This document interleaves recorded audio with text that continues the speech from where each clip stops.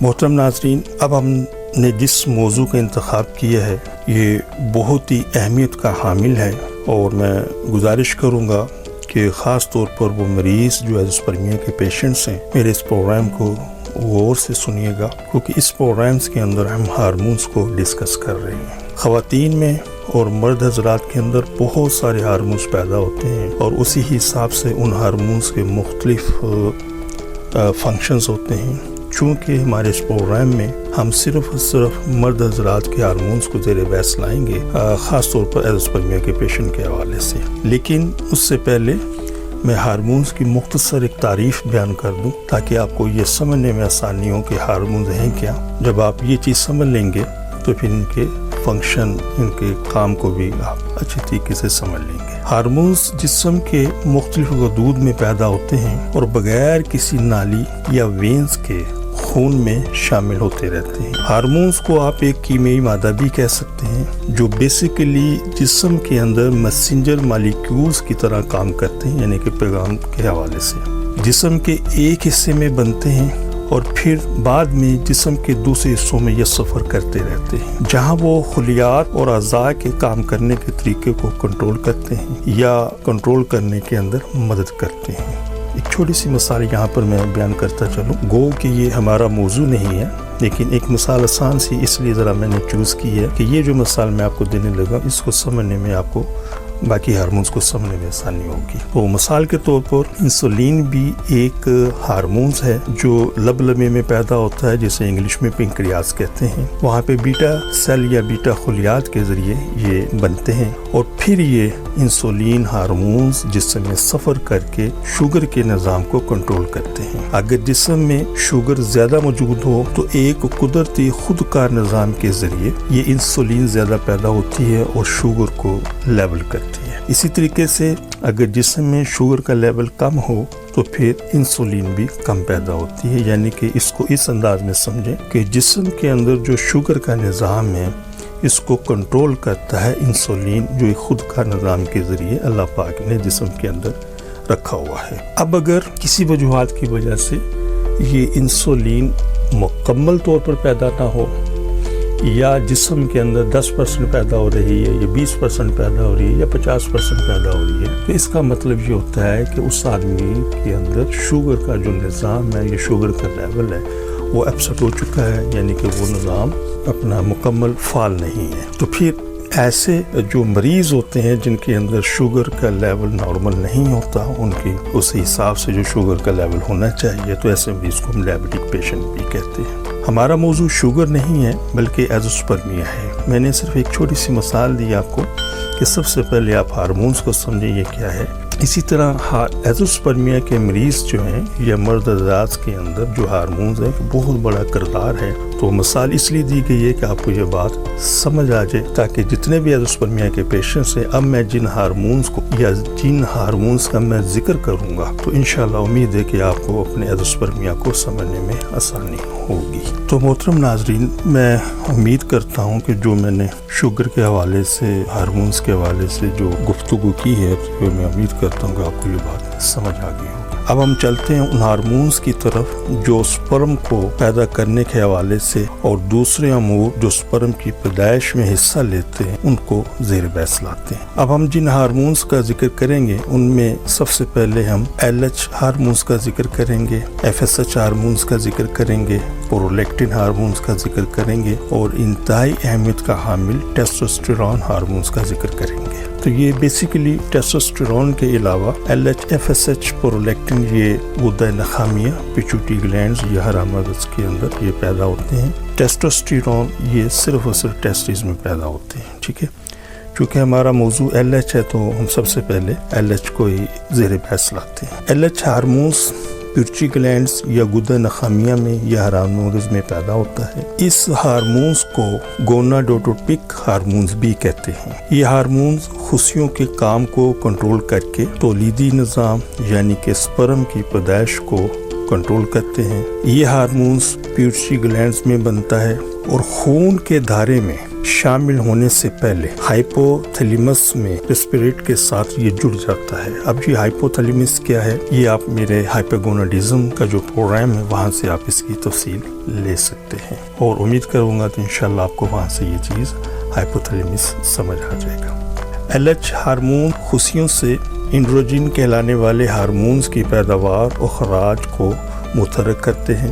LH hormones FSH hormone سپرموٹوجینس یعنی کہ sperm پیدا ہونے کے عمل کو کنٹرول کرتا ہے۔ مرد حضرات کے اندر LH ہارمون خصیوں کو ٹیسٹوسٹیرون بنانے میں مدد کرتے ہیں، جو سپرم پیدا کرنے کے لیے بہت ہی اہمیت کا حامل ہے۔ عموماً مردوں میں LH ہارمونز کی سطح بہت زیادہ تبدیل نہیں ہوتی۔ بچوں میں LH ہارمونز کی سطح عام طور پر بچپن کی ابتدائی عمر کے اندر کم ہوتی ہے، لیکن بلوغت کے آغاز سے یعنی کہ بالغ ہونے کے آغاز کے چند سال پہلے ہارمونز کی مقدار بڑھنا شروع ہو جاتی ہے۔ تو مختصراً یہاں پر میں چونکہ یہ اتنے وسیع موضوع ہیں کہ اگر میں تقریباً 1 ماہ بھی اس کے اوپر ڈسکس کروں تو شاید اس کو ہم کور نہ کر سکیں، لیکن مختصراً یہ تعارف میں نے کروا دیا ہے کہ LH ہارمونز بیسیکلی پیٹری گلینڈز کے اندر پیدا ہوتے ہیں، وہاں سے یہ خون میں شامل ہو کر خصیوں میں جاتے ہیں، خصیوں میں جا کر یہ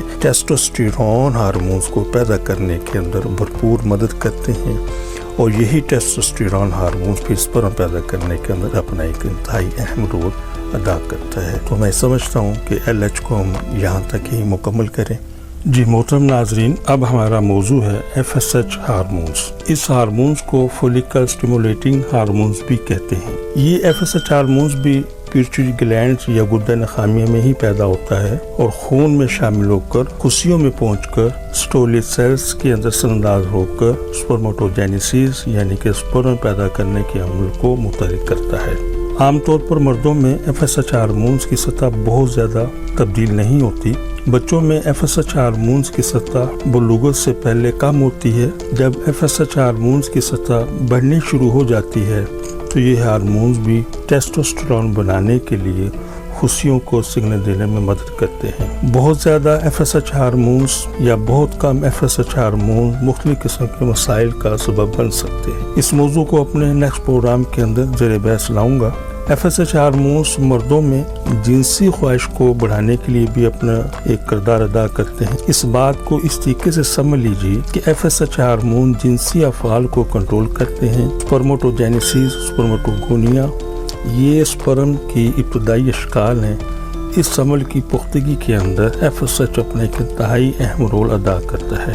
FSH ہارمونز ٹیسٹوسٹیرون ہارمونز کی پیدائش میں بھی اپنے ایک رول ادا کرتا ہے۔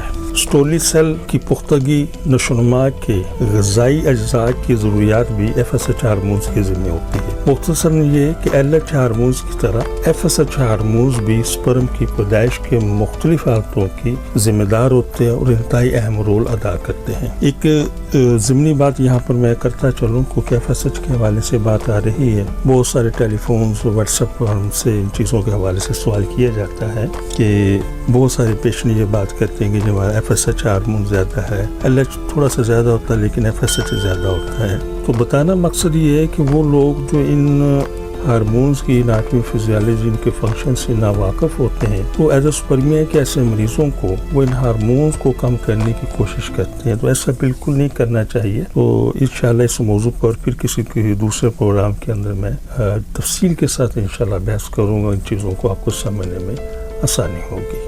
جی محترم ناظرین، اب ہم پرولیکٹن ہارمونز کی طرف چلتے ہیں۔ FSH LH ہارمونز کی طرح یہ پرولیکٹن ہارمونز بھی پیٹری گلینڈز میں ہی پیدا ہوتا ہے۔ مردوں میں پرولیکٹن ہارمونز کے ایک رول یہ ہے سب سے بڑا سمجھنے کے لیے، وہ یہ ہے کہ یہ لیڈک سیل کے اندر ریسپیریٹ کو بڑھاتی ہے، جس کے نتیجے کے اندر ٹیسٹوسٹیرون ہارمونز کا اخراج ہوتا ہے۔ پرولیکٹن ہارمونز سیلز کو بھی زیادہ کرتے ہیں۔ پرولیکٹن ہارمونز کی کیمیائی ساخت اگر ہم اس کا تجزیہ کریں تو یہ گروتھ ہارمون سے ملتی جلتی ہے۔ LH FSH ہارمونز کی طرح پرولیکٹن ہارمونز بھی سپرم کی پیدائش اور ٹیسٹوسٹیرون ہارمونز کے اخراج کے اندر مدد دیتے ہیں۔ بہت ساری ڈیٹیل ہے یہاں پر میں نے مختصر عرض کر دی ہے کہ یہ ہارمونز بھی باقی ہارمونز کی طرح ایک اپنا رول پلے کرتے ہیں۔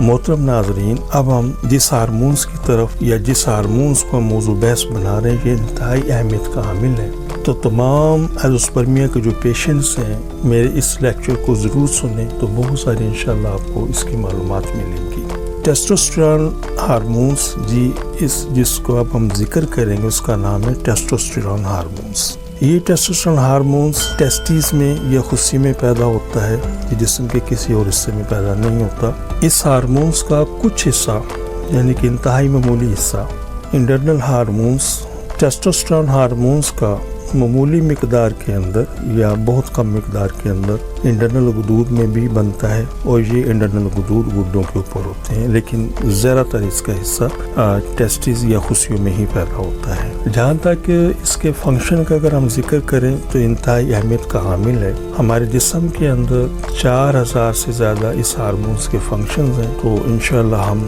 कोशिश करेंगे, क्योंकि हमारा मौजू एज़ोस्पर्मिया है, तो अपनी इस बहस को या अपनी इस डिस्कशन को हम इंशाल्लाह इसी तक महदूद रखेंगे। तो ये एक इंतहाई अहमियत का हामिल हार्मोन्स है, जिसमें जो सबसे बड़ा इसमें जो मेजर फंक्शन है उसको समझ लीजिएगा, वो ये है कि ये उज़्व ख़ास यानी कि पीनस की वज़ाइश में भी अपने किरदार अदा करता है। खुशियों की साख्त और उसके जो साइज़ है उसको बढ़ाने की जिम्मेदारी भी इसी के ऊपर है। मर्दों पर चेहरे पर बाल, दाढ़ी और मूंछों के बाल उगाना भी इसी के ज़िम्मे है। मर्दाना वजाहत और आवाज़ के अंदर भारीपन भी इसी हार्मोन्स के ज़िम्मे है। जिनसी अमल की तमाम तर जिम्मेदारी इसी टेस्टोस्टेरोन हार्मोन्स की है। इसको इस तरीके से भी आप समझ सकते हैं कि अगर मर्दों में ये हार्मोन्स बिल्कुल पैदा ना हो तो ऐसे शख्स को हम शीमेल कहते हैं। ये हार्मोन्स पट्टों की नशोनुमा भी करता है, स्पर्म बनाने के लिए भी एक बहुत बड़ा किरदार अदा करता है। मजमूई तौर पर एक अच्छी सेहत, अच्छे सेक्स के लिए ये हार्मोन्स बहुत ज़रूरी है। हड्डियों के नशोनुमा के अंदर भी ये मदद करता है। टेस्टोस्टेरोन बुनियादी तौर पर खुशियों में बनता है, इसकी ज़्यादा मिकदार। तो बताना मकसद ये है कि ये स्पर्म के हवाले से, स्पर्म की प्रोडक्शन के हवाले से, जैसे कि मैं गुज़िश्ता प्रोग्राम में अपना FSH के हवाले से, LH हार्मोन्स के हवाले से, प्रोलैक्टिन हार्मोन्स के हवाले से जिक्र किया है, तो टेस्टोस्टेरोन हार्मोन बेसिकली स्पर्म की पैदाइश के अंदर एक बहुत बड़ा रोल प्ले करता है।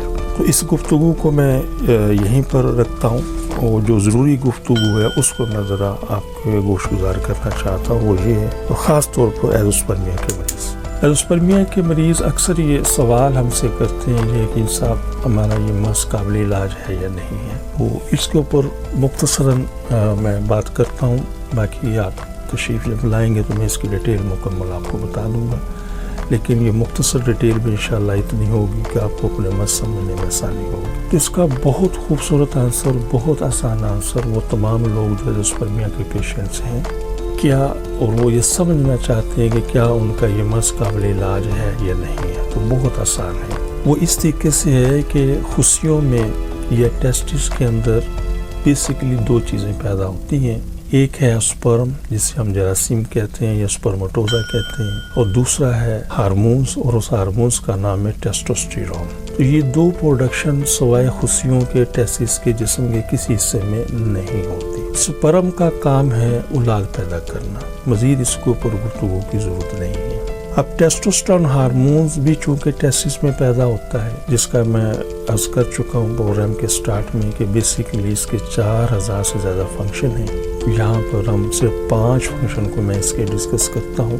पहला इसका काम है दाढ़ी और मूंछों के बाल उगाना, और दूसरा इसका काम है मर्दाना वजाहत और आवाज़ के अंदर भारीपन। तीसरा इसका काम है सेक्स से मुतल्लिका तमाम तर जिम्मेदारी इसी हार्मोन्स के ज़िम्मे है। चौथे नंबर पर स्पर्म की पैदाइश के अंदर एक बहुत बड़ा रोल प्ले करता है, और 5वें नंबर पर स्पर्म की प्रोडक्शन और टेस्टोस्टेरोन हार्मोन्स की प्रोडक्शन एक ही जगह पर तकरीबन होती है। तो बताना मकसद ये है कि बहुत आसान है समझने के लिए। अक्सर रिपोर्ट्स के अंदर ट्रॉफी, टेस्टिस ट्रॉफी लिखा होता है, तो इसका मीनिंग तो यही है कि टेस्टिस काम नहीं कर रहा। तो बहुत आसान है बात समझने के लिए कि अगर एज़ोस्पर्मिया के पेशेंट जिनके यहाँ तकरीबन टेस्टोस्टेरोन हार्मोन्स नॉर्मल प्रोड्यूस हो रहे हैं या कमी पेशी के साथ नॉर्मल प्रोड्यूस हो रहे हैं, तो एक चीज़ को अंडरस्टैंड कीजिए कि देखें दो प्रोडक्शन हैं एक जगह पर हो रही हैं, एक है स्पर्म और एक है टेस्टोस्टेरोन हार्मोन। अब अगर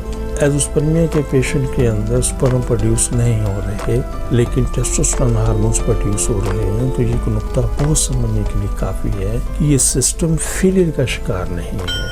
क्योंकि अगर ये सिस्टम फेलियर का शिकार हो, इस सिस्टम के अंदर मुकम्मल तौर पर प्रॉब्लम आई हो, तो जहाँ वो स्पर्म की पैदाइश नहीं कर रहा तो उसको भी टेस्टोस्टेरोन हार्मोन्स की भी प्रोडक्शन नहीं करनी चाहिए। लेकिन ऐसे एजोस्पर्मिया के पेशेंट जिनके यहाँ टेस्टोस्टेरोन हार्मोन्स प्रोड्यूस हो रहा है, तो इसका एक ही तर्जुमा है कि सिस्टम फेलियर का शिकार नहीं है, बल्कि सिस्टम में कोई प्रॉब्लम है जिसकी वजह से स्पर्म पैदा नहीं हो रहे। अगर ये सिस्टम फेलियर का शिकार होता तो जहाँ पर उसने स्पर्म की प्रोडक्शन नहीं कर रहा, साथ उसको टेस्टोस्टेरोन हार्मोन्स की प्रोडक्शन भी नहीं करनी चाहिए। ये बात अपनी जगह दुरुस्त है। स्पर्म की प्रोडक्शन के लिए कुछ कंडीशंस और हैं, टेस्टोस्टेरोन हार्मोन्स के लिए कंडीशंस कुछ और हैं, इसमें कोई दो राय नहीं है, लेकिन प्रोडक्शन एरिया एक ही है। तो मैं उम्मीद करता हूँ कि मेरे इस छोटे से मुख्तसर प्रोग्राम के अंदर आपने इन चीज़ों को समझा होगा।